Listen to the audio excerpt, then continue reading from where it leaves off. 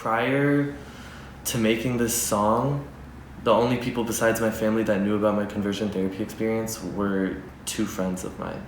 I didn't come out to my parents. I told someone close to me, and then they told my parents. At no point were my parents' intentions to like malicious. Like they never, I don't think they ever intended for this to be such a traumatic experience.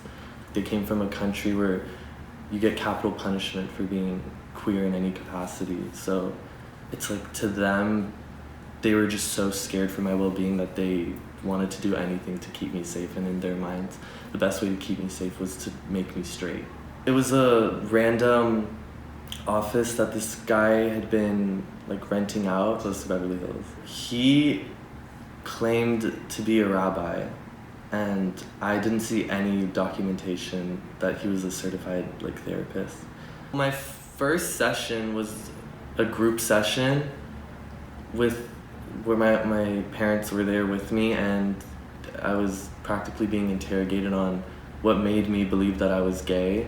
The boiling point for me was when the therapist suggested that I receive heavier psychoanalysis by getting wires taped onto my head and being shown like visual stimuli, because he thought that he could make a more targeted approach if I did that. I feel like my confidence just shattered, and for years I was emotionally wrecked. I had an idea that I wanted to write a song about somebody going through like an identity crisis, visuals of like a bleeding brain, consciousness being like untouched, but subconsciously they're dealing with the like traumatic events of their past. I feel like a disgrace. Like falling into it, yeah.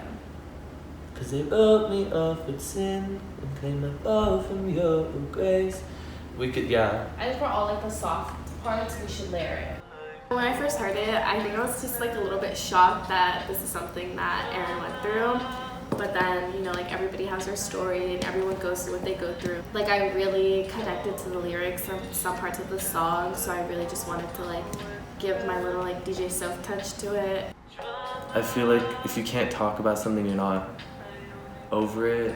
So I took the inverse of that and I was like, well, if I could sing about it, then at least it'll be like a step forward. I really want people to know that conversion therapy still happens today. It's not something that is behind us.